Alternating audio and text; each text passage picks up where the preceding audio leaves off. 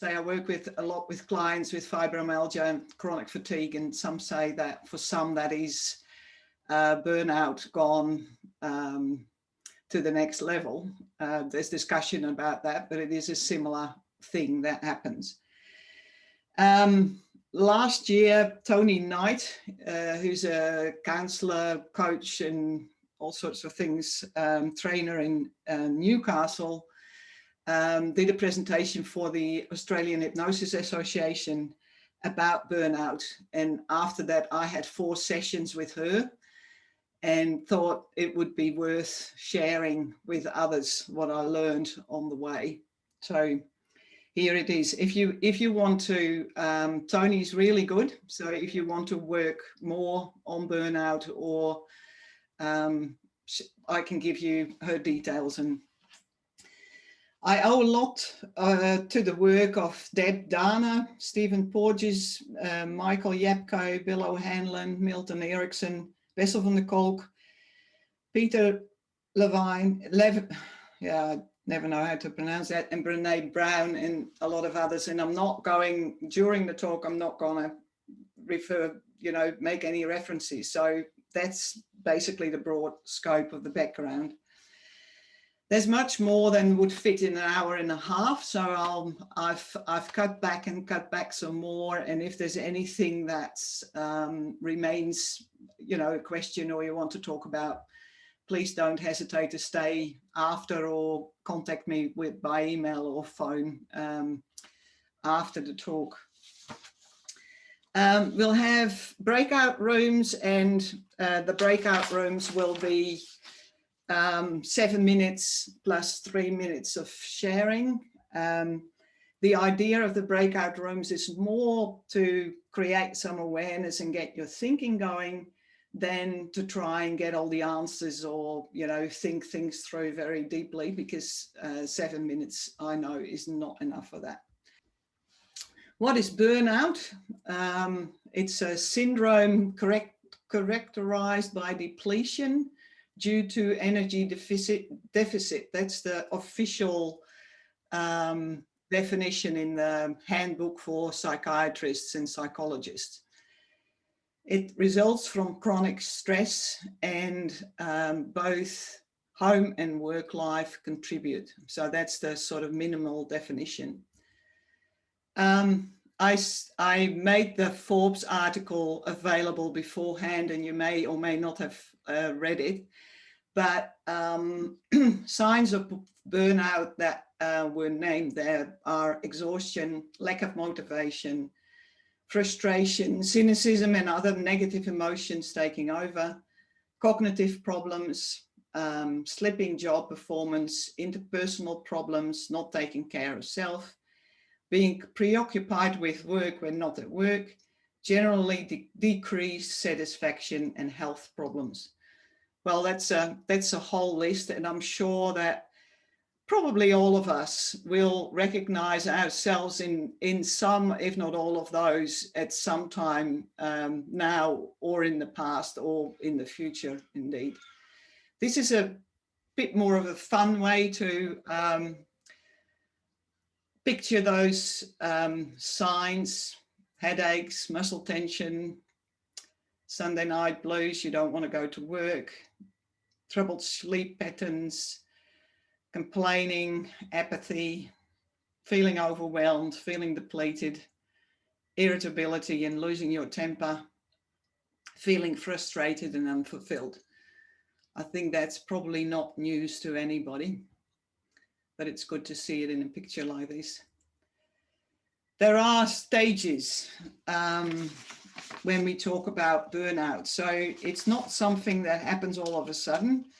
It sort of starts and then in one place with stress and all the manifestations of stress. Then we move into a state where we try to conserve energy, because stress drains, eats away at our energy, and then our system will, our body, physical system will start trying to help by conserving energy. And that's where some of these things start to happen. I'll come back to this, so you don't need to try and read those in detail. That's what we'll be coming back to shortly. And then we end up in exhaustion, and that's usually what people talk about when they talk about burnout. That state of exhaustion where you feel that you're stuck and you're not sure how to get out, and some of us may take even a long time to get out of it. Before we go any further, I'd like to invite you to just sit and take a deep breath. And I'll explain later what that has got to do with it. So take a deep breath and just let that breath go out and become aware of your body, just as you are now, sitting or standing. Register your surroundings. See if you can hear any sounds around you.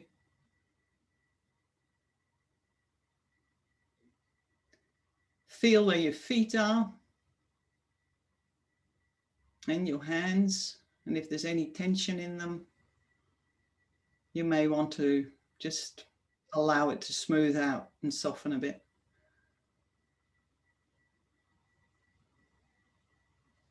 Then bringing your attention back to your breathing, take another deep breath in and out.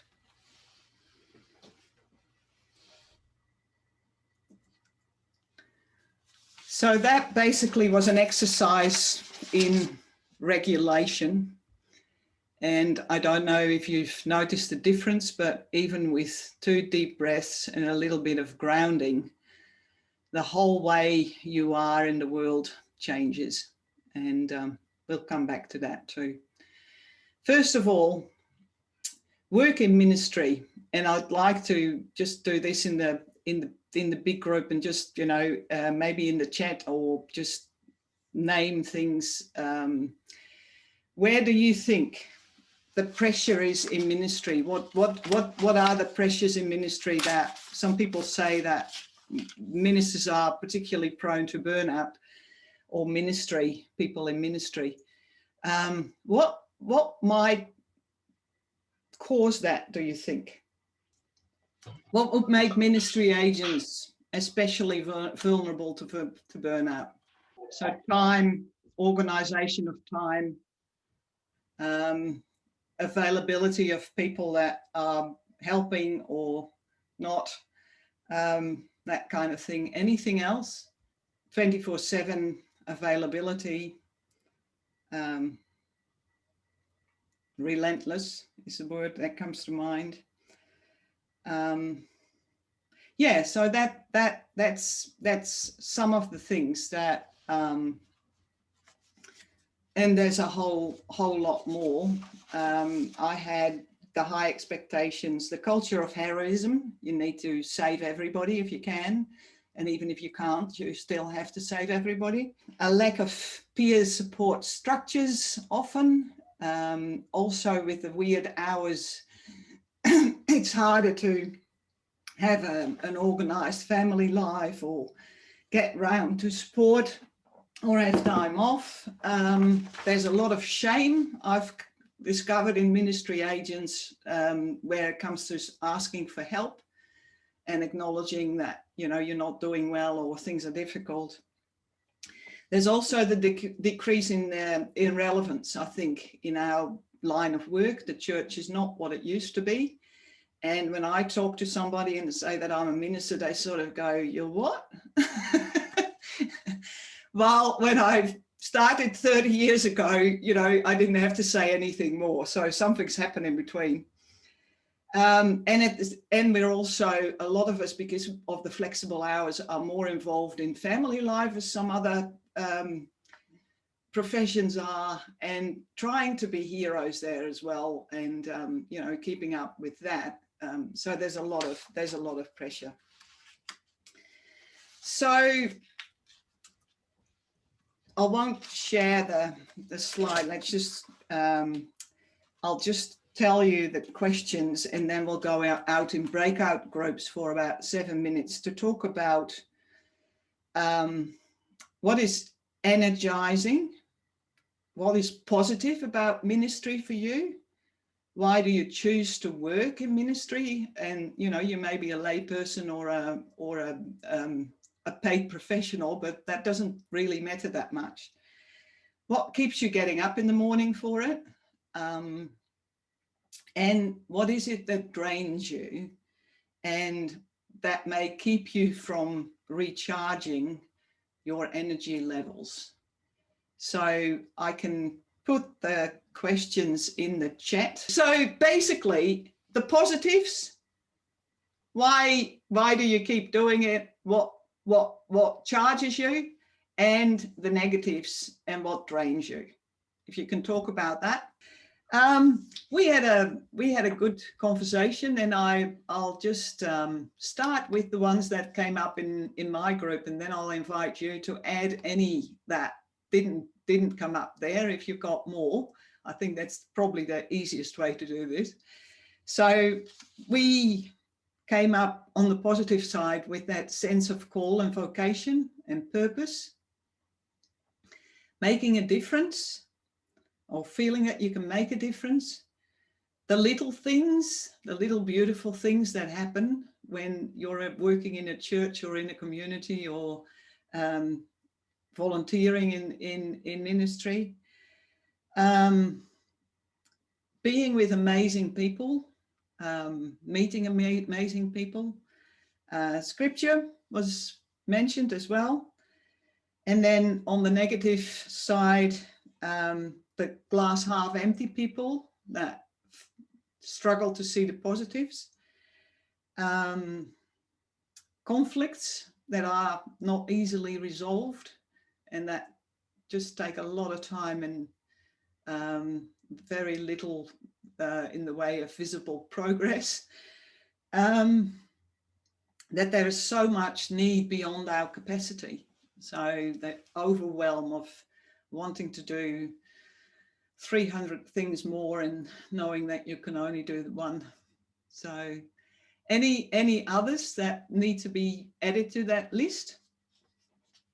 If I can share, Anneke, I think what came out was a feeling sometimes that we have to fix everything, and that there are some things we can't fix. When people are ill, we can't fix it sometimes, and we feel sad and perhaps inadequate because we do that. And yet we shouldn't feel that way, but we do because we care so much. I think that came out. So loving and caring comes at a cost. Yeah. Anything else? I know there's more, but you know, as I said, I'm just getting you thinking. I think we've got the main ones.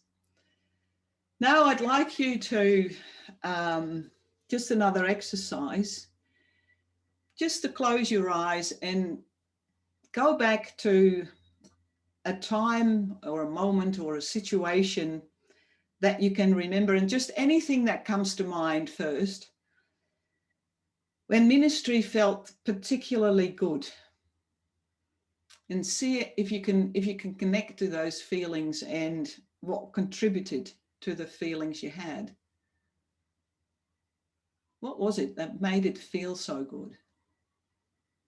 And then let that go. And then remember a time that was particularly challenging and exhausting, but that you came out of in a positive way.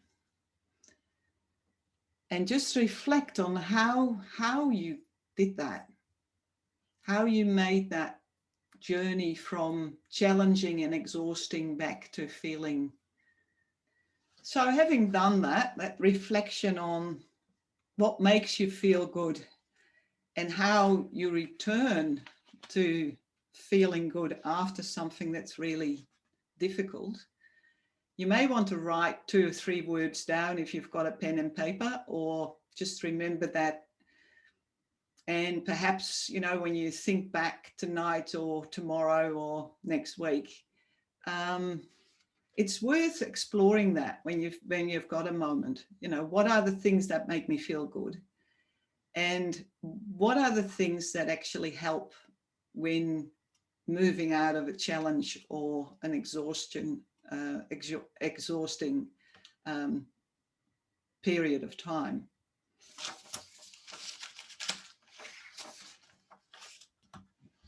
So what we've done so far is connect with our own ideas, feelings, thinking, you know, the things we know about burnout in our context. What I'm going to do next is look at a bit more at information, background information, and give you some input from a more theoretical framework. Research shows that workplace factors in burnout are excessive and inappropriate workload, lack of support and interpersonal conflict, lack of fairness or the feeling of a lack of fairness, lack of reward, and a lack of control. Now, if you think about ministry, I think we can give ministry, even at the best of times, a big tick for all 5 of those. And that's something that's good to remember whenever we think about burnout in the context of ministry, I think. Even if it's really good, all the factors are usually in play. And that makes it important for us to beware. Burnout is about energy and about the management of energy. And energy is a resource. And it's not, it's finite. So you need deposits in your account if you want to be able to pay out your energy or give out your energy. There has to be something in there first. If you make your withdrawal smaller, it takes a bit longer before you go into the red. And if you ensure that what you take out is spent well, and do a little bit of thinking about it, that may help with managing the full picture and give you an opportunity to enjoy your wealth a little bit longer. This is a slide that I borrowed from Tony Knight. And I think, for me, I'm visual. That image of the piles of coins stayed with me. Energy is a resource, and it's something that we need to manage. Another way of looking at it, and that's from somebody I worked with on burnout, who said it's like a mobile phone. If you use up all the energy and you drain the battery completely and you don't charge your phone, you leave it a little bit longer to just completely drain out, it will take a while to charge it back to a level where, you know, you can go out and be confident that you can use it at every turn. But also, what a lot of us seem to do is, you know, we charge it a little bit and then we drain it completely again, and then we charge it a little bit and drain it completely again. And that is a stupid way to charge your mobile phone battery, but it's also a not so good way to expect your body and energy levels to charge, you know, in life. So that's a good metaphor. I want to show you a video. It's about an impala. And don't worry, it all will be well.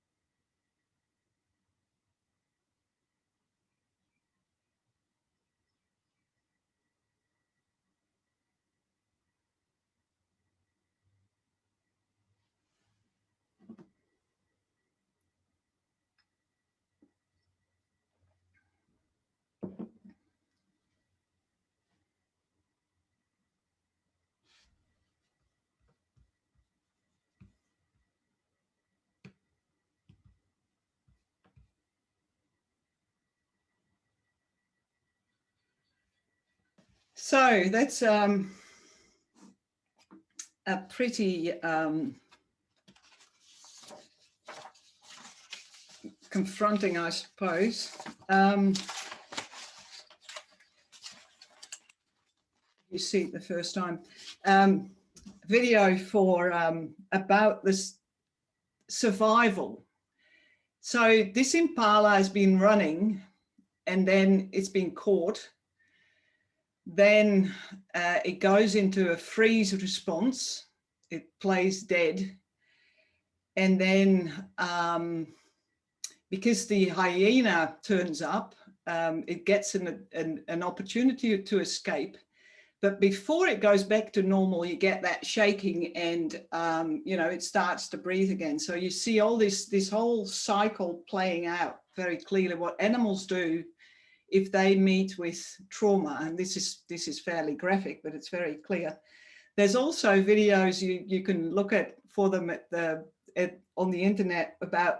There's a polar bear that's fairly spectacular. And there's also a herd of impalas that shake together at the end of the trauma. So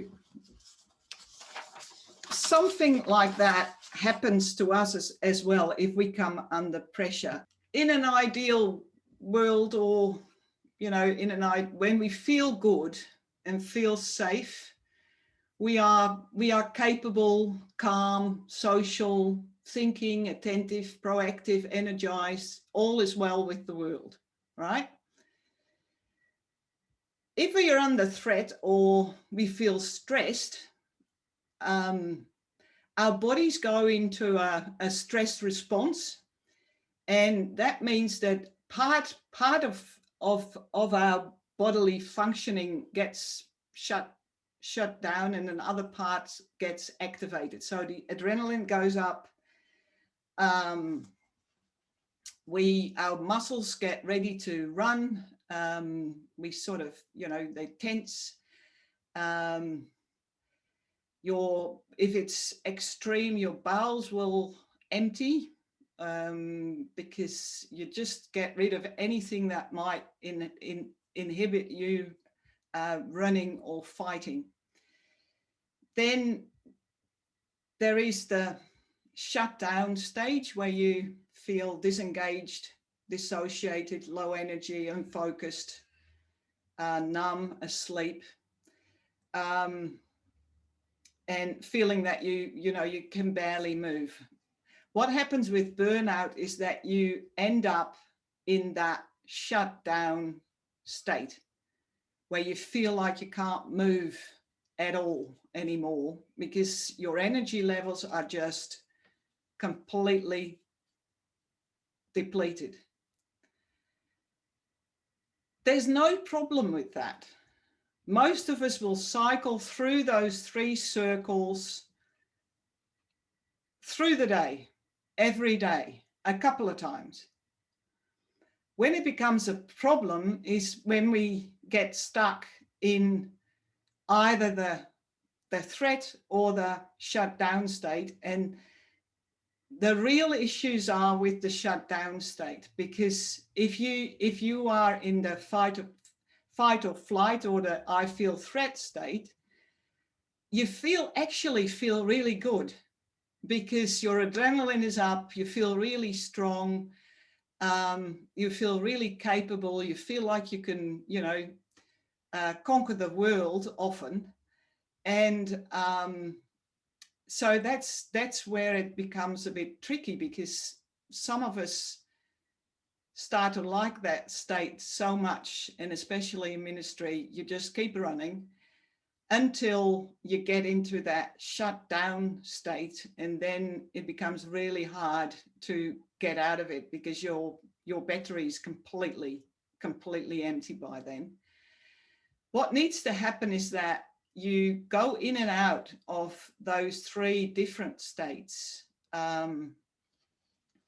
all the time.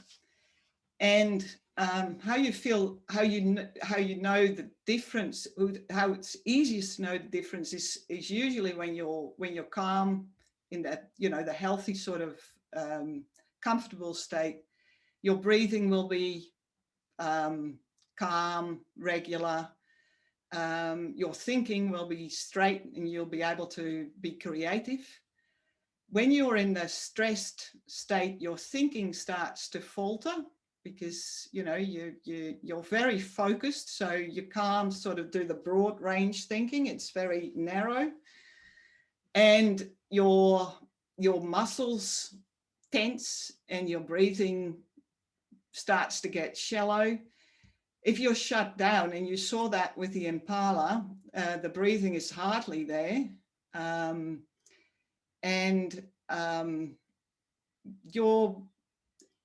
It feels like your muscles and the rest of your body is just not working. And also, your digestive system will also start to falter.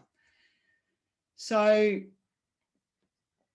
they're called polyvagal states. Stephen Porges did a lot of research on that. And polyvagal nerve, the vagal nerve is the nerve that sort of connects all the bits and pieces, your lungs, your breathing, your digestion, everything's sort of connected to it. So it affects everything when something happens. So what happens is that you start in a calm state. Let's assume that most of us do. Then there comes a challenge and a difficult time that you need all your energy, and you need to be focused and strong. So that's you feel energized and you're acting like a hero. But when you're staying in that state too long, you'll go down into that collapsed, immobile state. And think of the impala. The impala plays dead when there is no possibility that running will save it. And then we need to cycle out of that collapsed, immobile exhaustion again, back to calm and stable. And that's where you charge. So the charging of your batteries can only happen in that calm and stable state.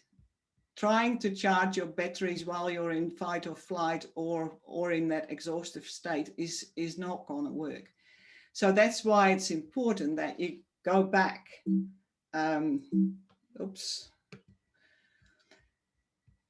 Another way of picturing that is that with stress comes tension. If you stay in the tension too long, if that keeps going for too long, you'll get some pain signals, and they're different for all of us. But, you know, the usual suspects are digestive issues, headaches. Sorry, I need to go back. Yeah. So stress, basically stress, symptoms of stress that you all know. And if you stay in that too long and ignore those too long, you'll end up with health threats like IBS or fibromyalgia or other people have, you know, get all sorts of health threats can develop from that, heart issues. What is important about this cycle is that it depends a lot on the story that we tell ourselves about this happening. On the morning of my wedding many years ago, I was very activated, you know, excited, nervous. My heart rate was up, everything was up, my muscles were tense. I had a slight headache. I was dizzy with the stress. So I was very much doing this, except that the story was different. If the story is, oh, help, you know, this is so bad, this is never going to get better, this is a real threat to my health and my well-being, then you will get to the health threats fairly easily. But if the story is, this is the morning of my wedding, it's it's going to be an exciting day, and I'm just nervous for everything that's going to happen, it will be much easier to not get into this and remain in it and it becoming a spiral. It will be much easier to get yourself back out of it. So if we look at those circles again, and I've done it again. Yeah. So the threat can be a threat, but it can also be excitement.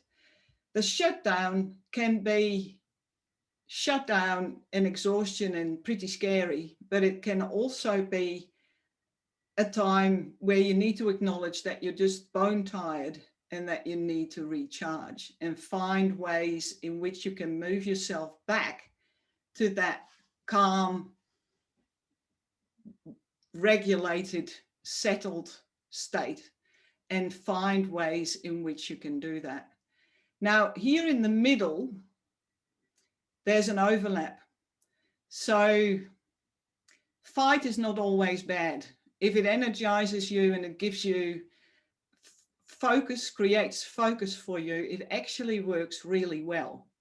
If you're cool, calm, and collected at all times, there's probably not gonna, a lot of challenges will go unmet because you just don't go there.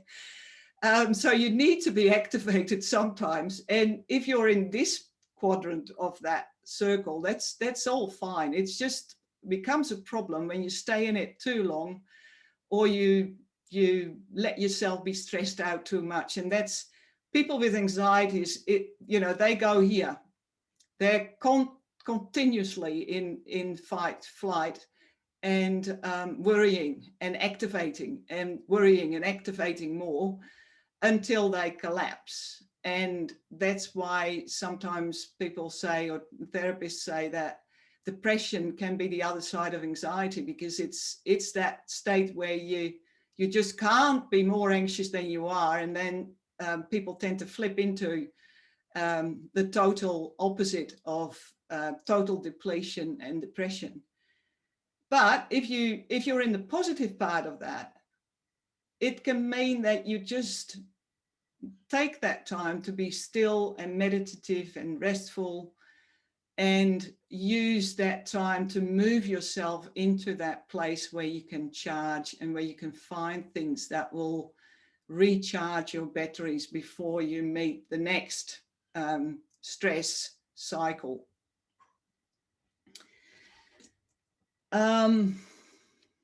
So just before we go out to breakout rooms to talk about this, and if you recognize that cycle in yourself, and just reflect a little bit on how you know which state you're in, how you know how to switch gears from one to another when it's time to come out of whatever you're doing, where you think, oh, I really need to have a break now because the stress is just taking too much energy.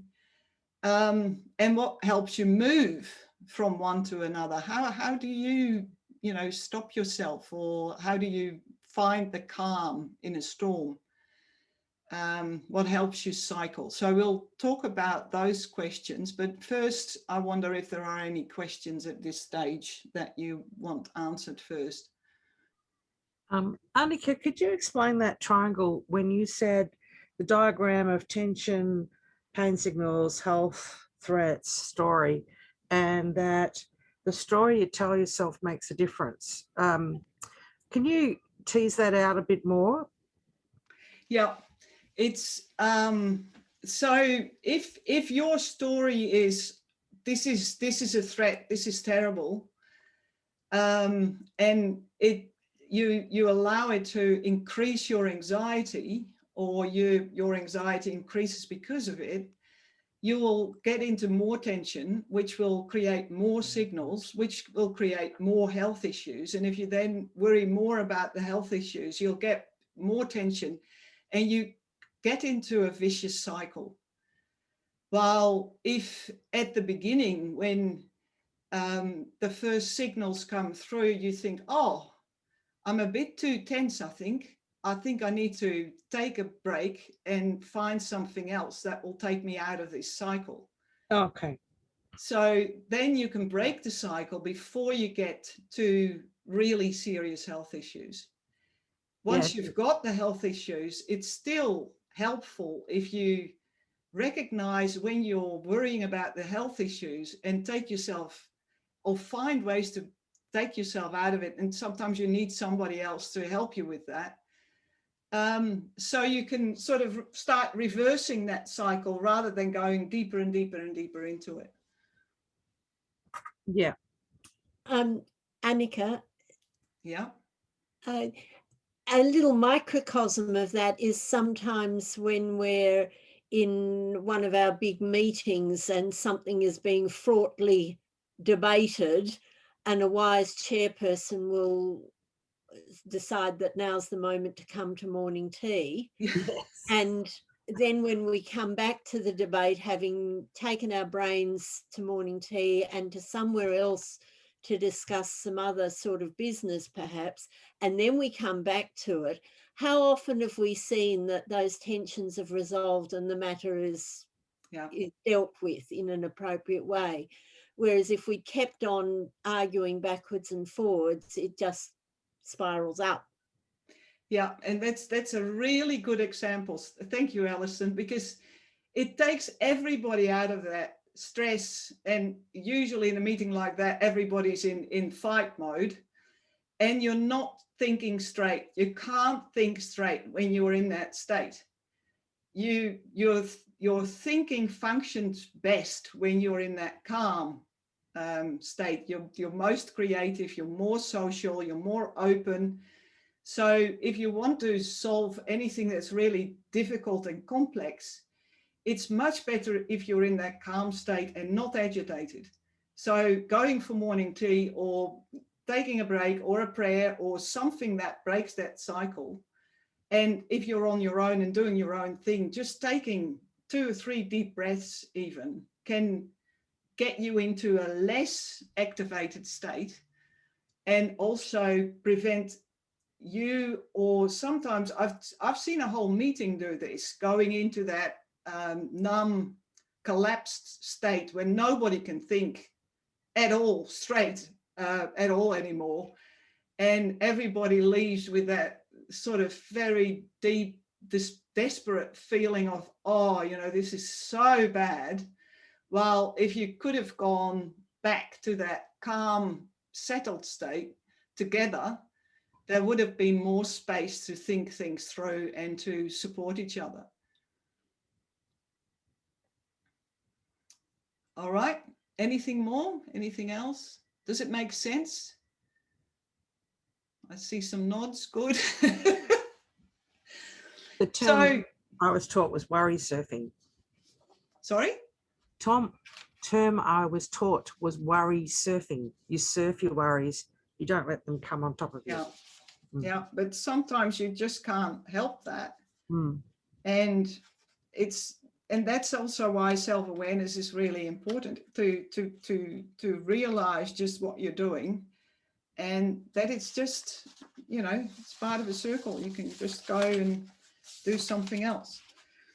So let's, in the group, just talk about how you recognize yourself in these states, how you know, what are signals for you, how you get out of it, what are good ways to get out of it. And it may be good also in your group to share those things with each other, because sometimes it helps when somebody else gives you an idea about how to get out of a difficult state, or what they do to start that calm, settled state to come on even before they're actually there. You can stand up, turn around if you want to, shake yourself out. Think of the impala. What happens with the impala when to get back to normal after the freeze? This is what the impala does. So maybe remember that next time you feel in that state of collapse and paralyzation, and just, you know, you can do it in the toilet. Nobody needs to to see it, just close the door, but do that, because what happens when you do that, your whole body starts to recalibrate. And the trick is, and that's why exercise is also something that helps. You use both sides of your brain, and that helps get the balance in your head a bit back to a bit more normal. You don't have to do rigorous exercise. I've been told that just doing this actually will help you get back to your balanced state.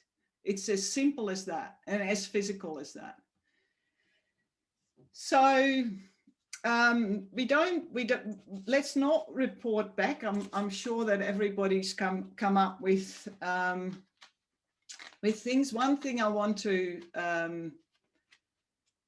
emphasize before we go back to the next little bit of the presentation is that what your body is trying to do is to keep you safe and to protect you.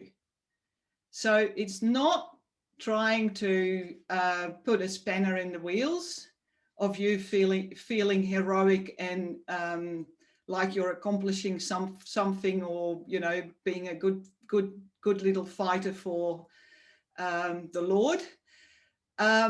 Your body is trying to protect you, and it's throwing everything it has at you to stop you when you go too far. And that can go pretty far with what it throws at you. So in the background, and we haven't talked about it, but I think that's clear from what we said at the beginning, are values. The things that matter most to you,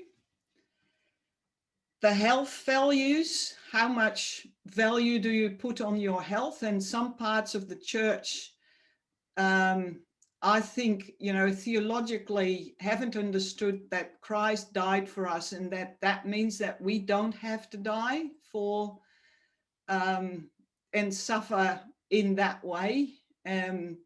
Some parts of the church you'll find that you get a badge of honor if you kill yourself working in ministry, and I think that's theologically wrong. We can talk about that some other time, a bit longer, but that can sometimes play into us not looking after ourselves, and having the values, knowing the values, but struggling to embrace them and internalize them. I know that I'm still living with my Dutch reformed background of you work until you drop, and if you don't drop, you're obviously not tired enough. And I'll keep struggling with that for the rest of my life. So we won't go into breakout rooms, but may want to think a little bit about now for yourself, just for a couple of minutes, what is it that matters most to you when it comes to making decisions about where you put your energy? How do you make those choices? What is important? And is self-care part of that? Or is it always the other person first? Or is it always work or always family first? How do you decide on what has priority? And I'll just shut up for 1 or 2 minutes for you to just reflect on that. And I'm sure you've all got the capacity to just think some of that through now.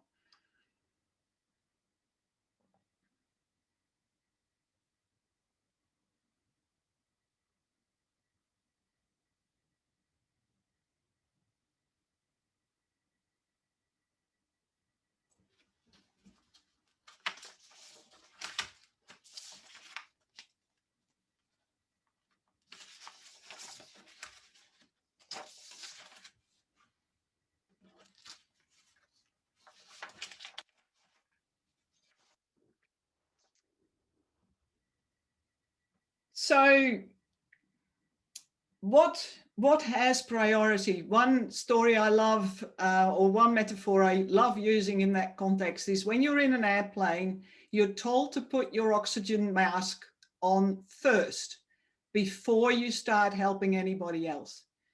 And with life and work and ministry, it's very similar.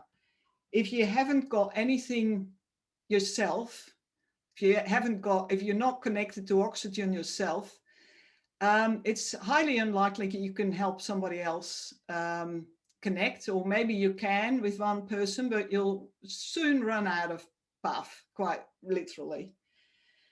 Another thing to keep in mind is the 80-20% rule. I don't know if you've heard about that, but 20% of your input produces 80% of your output. The rest is icing on the cake.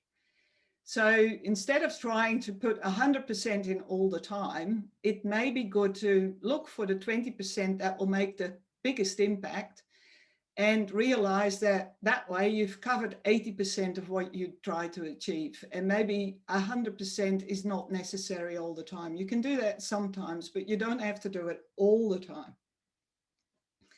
And especially when your battery is depleted, it may be a good idea to do just those 20%, do the 20% and allow yourself and give yourself permission as a loved child of God to do what you can, rather than to try and do what you can't.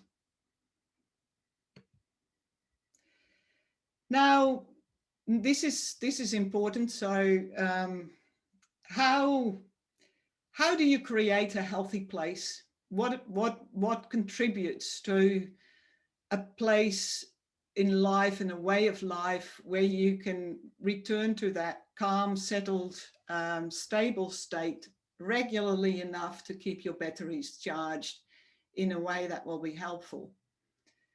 The self-care big five: adequate rest and sleep. Sleep is a reset, and I've done a seminar on sleep, and it's still on the website. So if you want to go and get some more information about sleep, that's where you can go. Sleep is a reset. So everything turns off, and it's like rebooting your computer. You turn it back on again, and all of a sudden things work that didn't work before. Not everybody's a good sleeper. So rest, as in taking your mind off things and allowing your body to be horizontal or near horizontal for a while, will do too, if you can't get to the sleep part easily. Nutrition is another thing. When we're in that fight circle, and also in the exhaustion circle, we tend to go for the cheap energy calories. So that's why we start eating chocolate and cake and stuff, because it gives you a lot of energy very quickly. The downside is that it disappears very quickly too. It's like giving your phone a short, quick boost and then depleting it completely again. So in the long run, that sort of thing is not helping. Although if your legs are shaking after a funeral, as mine have often done, just getting a little bit of sugar or a little bit of chocolate, or getting into the spread that has been put on for the wake, may be really helpful to get you out of that collapsed state into a more energetic way of being. So giving that a little bit of thought, you know, when are you consuming cheap, easy calories with no reason at all, and when is it actually a good idea to just give yourself a boost in that sense? Exercise we talked about. Anything that involves both halves of your brain and parts of your body. Some will completely lose themselves in a game of rugby or tennis, or I love riding my bike because I can just put my mind on nothing much and just my body just keeps moving while I do. It's different for different people. Connection, we just said that often it's important. Sometimes you can't see that you're going, you know, crossing boundaries yourself, or that you're in an exhausted or an activated state, and you need somebody else to tell you. The other thing that connection can do is mirroring. If you put yourself in the company of a calm person, it's likely that you'll start adjusting to their calmness if they are in a position to maintain their own calmness. And conversely, when you're in a room full of agitated and activated people, if you can get back to your own state of calm and stability, you'll calm the whole room down just by being calmer and by breathing calmer.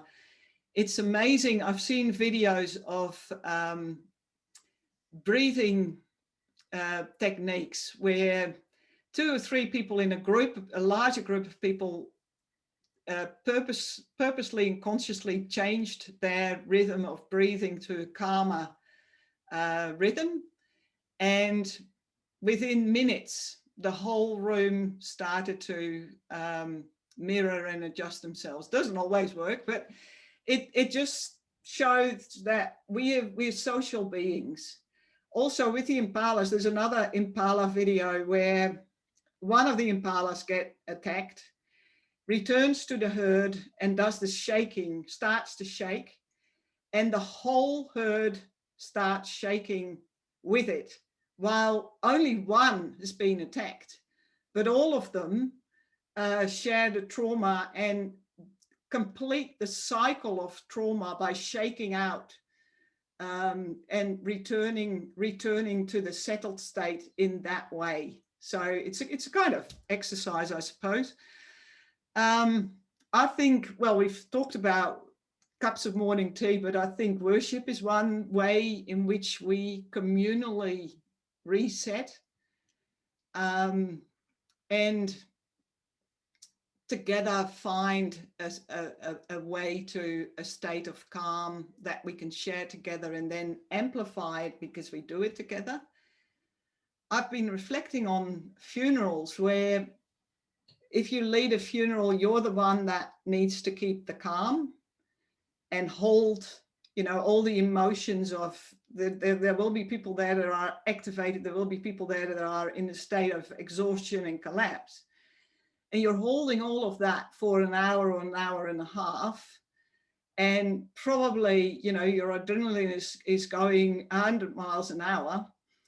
So what the people do that you support is that sort of herd impala thing where they shake and cry and are together,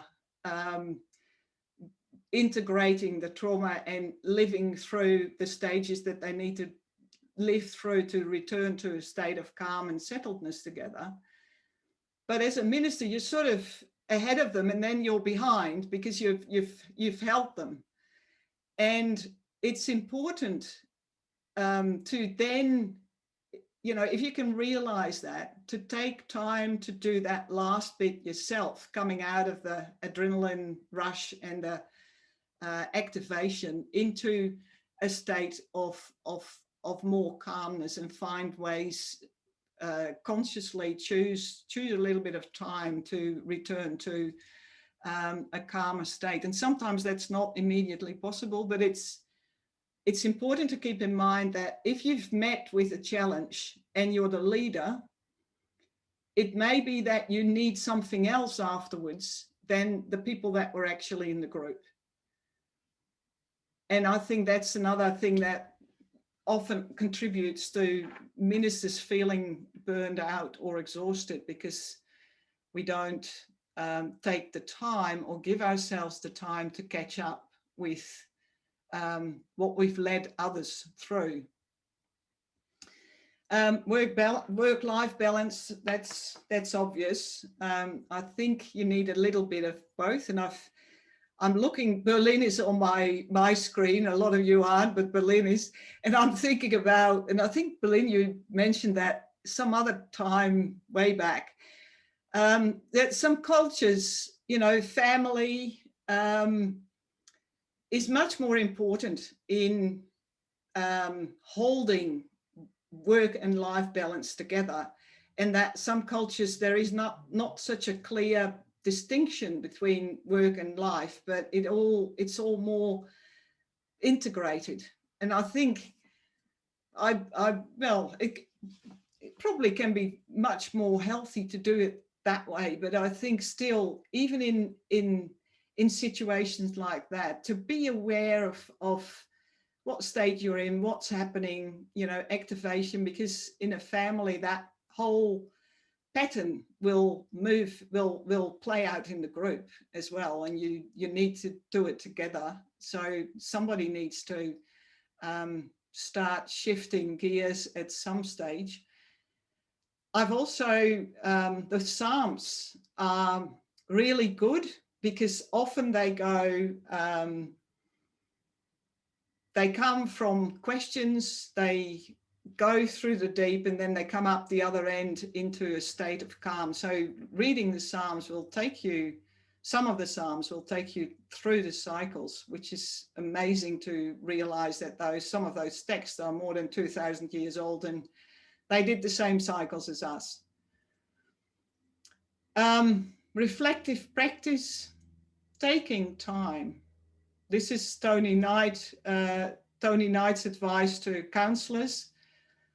I think for ministers, 15 minutes of reflective time a day is probably not too much to ask for. I know that Toko does, with his congregation, does half an hour in the morning every morning, and I know that Koreans have morning prayer together. So if you can do it together, but also sometimes you may want to do it alone, just to regulate your breathing, to let your thoughts sort of calm down, find their way into a more settled way of being, and create space to meet the next challenge. Don't put your eggs in one basket. Keep looking for things that might charge you. There may be something new that you could try, and our brains thrive on new things, especially if they feel good. So just actively looking for things that might add to your toolkit of getting yourself into a more settled way of being, or feeling nurturing or charging you, maybe be a good idea. And that's also, if our minds are anxious, we are sort of, we tend to look at the negatives more, but to consciously see if there are things that we can find that nurture us to get us out of that negative, those negative cycles can sometimes be very helpful. Yeah, balance giving with getting. I think that's obvious, and we've talked about that. You can only give if you've got something. And sometimes getting can actually be helpful for others, to help them come to their purpose. And that's something we tend to forget as ministers sometimes as well, and as leaders, that there are other people who want to give. And if we're, you know, in our adrenaline rushed, activated state, we may forget to create room for people to contribute to what we're doing, because we get in their way. All right, that's it. Let me stop share. I'd like to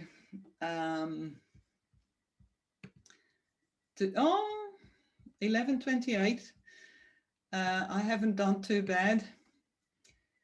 So are there any questions at this time? And I'd like to finish with a breathing exercise to just calm everybody down and calm myself down before I go into the rest of the day, because my adrenaline levels have been high over the last hour and a half. Any questions? I think mine's a future question, Anneke, but I know I do it sometimes with the young adults and do, like, I suppose, calmative reflection things during worship, but I don't know whether there is a secret list of options somewhere that might be cool to share around with people, because I know that I'd benefit, or unless it's just all of us collating what we do into one thing. I don't know, but that might be Yeah, cool. it would be good to start. I've got in Baldwin, I did 2 or 3 years, I can't remember, maybe 4, once a month, hour-long meditative, mindful things. So and I have several books that I could post a list of resources on our new website. As a thought. Yeah, so I'll have to ferret some of that out, but and also I found, just go with yourself. You know, if you're calm and or if you're not, and just bringing yourself in, you learn how to sort of express every step you do while you're doing it. That will work with other people too. And also when people come together to calm, you know, with the purpose of being calmed, they'll calm each other. Anything else?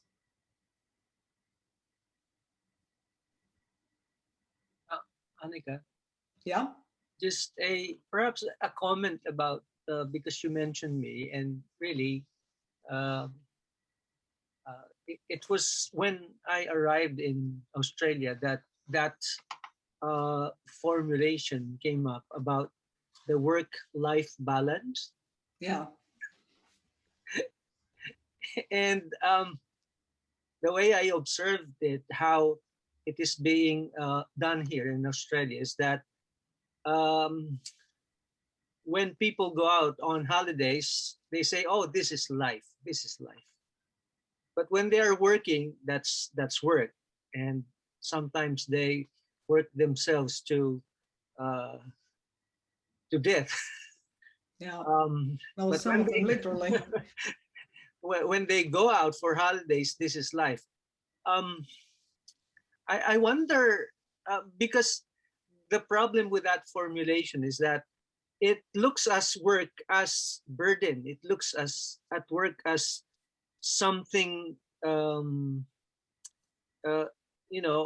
that is heavy, that is something which is not a source of joy or source of life, when in fact work brings life to the whole society, to the whole world. Work is labor, and labor is, it's part of that opportunity for human beings to be co-creators with God. Yeah. So although at the moment work is oppressive because of the system, it's exploitative, it's dehumanizing in all those things.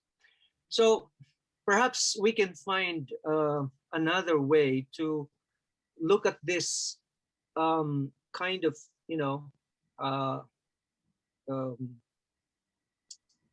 formulation. I would rather think of work and recreation as two things. But of course, we have to address the kind of work and labor we all are, especially those in the industrial and the agricultural sectors and service sectors of society. So that work becomes a joy, work becomes a positive contribution to society. It is a human act in contribution, or as being co-creators with God. I hope we can reach to that point, you know, when we say, Yeah. oh, work is life, and being in holidays and recreation is life as well. Yeah, thank you. And I think I'm learning that more and more, in that I can, I've sort of stopped making the distinction between work and recreation or non-work. I've been, you know, those circles have helped me think much more in terms of, in either of those, what state am I in?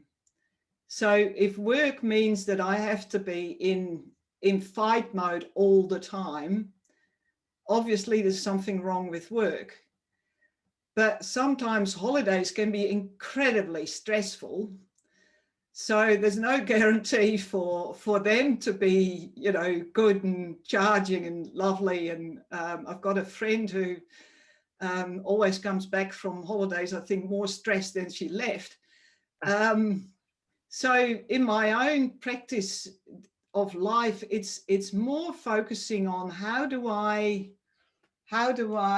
allocate or create space for the cycle to happen, accepting that sometimes I will be in, you know, an activated adrenaline high mode, performing stuff, doing stuff. I wouldn't be able to do a presentation like this if I didn't let my adrenaline go up. So sometimes that's necessary, but I'll also need to go back into that calm. And every now and again, there will be a moment where I think, you know, a couple of days ago, I was sitting and realized after about 45 minutes that I've been staring out the window like a stunned mullet, while I should have been doing something else. So obviously my energy was just completely gone, to then tap into, and that can then be, you know, spending time with family or doing something that other that I like, or for me, I get a lot of energy out of writing sermons. So if I can then think, oh, I'll just push everything else aside and I'll start writing a sermon, or I'll phone somebody that I know I'll enjoy a conversation with. So then it becomes a bit more divided over the different parts of what constitutes life, and then work can actually become what you just said, you know, being part of or co-creating, being a partner of God in the world, rather than having 5 or 6 hours a day where you do something that you don't like because you need to make money. Yeah, so I think I agree. Thank you. And I hope that, you know, what I've offered will sort of start helping people to shift that perception a little bit in that way. Now let's do some breathing before we go back to our respective places of work and life. Just find yourself, you know, see if you can make yourself comfortable. Don't know, maybe you are, but maybe you need to shift your body a little bit. And yeah, you can stretch your neck or your shoulders or whatever needs stretching at the moment. And part of that is also becoming aware of your body. So become aware of where your body is touching the chair or surface underneath. Becoming aware of any tension or discomfort anywhere in your body at the moment. And just allowing that to smooth and soften a little bit. Realizing that for the next 4 or 5 minutes. You don't have to keep yourself up or straight. This is just time to take stock, let things be a bit, and allow yourself to breathe and allow your system to recalibrate so you can face the day. Then moving your attention to your breathing. And I wonder if you can just breathe in for 3 counts, hold for 3 counts, breathe out for 3 counts, and hold for 3 counts. And I'll just count you through that. So in, 1, 2, 3, hold, 1, 2, 3, out, 1, 2, 3, hold, 1, 2, 3, in, 1, 2, 3, hold, 1, 2, 3, out, 1, 2, 3, one more, in, 1, 2, 3, hold, 1, 2, 3, out, 1, 2, 3, hold, 1, 2, 3. And I'm kind of sure that most of you, if not all of you, I suspect all of you will know the Lord is my shepherd. Maybe not exactly by heart, but you'll know the images that come with it. So I wonder if you can focus on those now and just imagine a place of serene rest. I don't know if green meadows is your thing, but if it's something else, that's all right too. There may be a little bit of water involved. There usually is for most of us. But if water isn't your thing, it may be something else. Just imagining a place of rest, of calm, of safety, of settledness. Place where you could just lie down or sit down and be just you for a little bit. And then realizing that what the psalm talks about, that the valleys of death will also be part of your life and have been part of your life and will be part of your life again, most probably. But that there is a way through those and has been up till now. And that somehow or other God hasn't been involved with that. You may have noticed it or not at the time. But our faith says that wherever we go, whatever happens, however difficult it gets, there's somebody walking with us.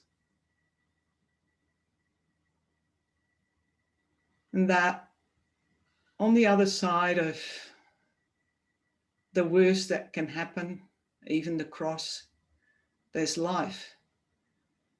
And there's tables laden with food and oil dripping down heads. And another way of being with that comforting presence of God or Jesus or the Spirit, or however you picture that presence in your case, in your life. That cycle of life is a gift that we travel from birth till death together.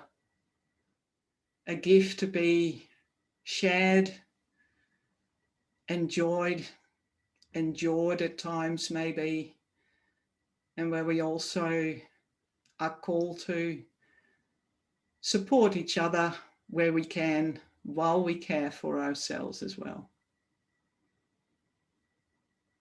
So very gently now coming back and taking another couple of deep breaths, and hopefully you'll be ready for whatever the rest of this day will bring.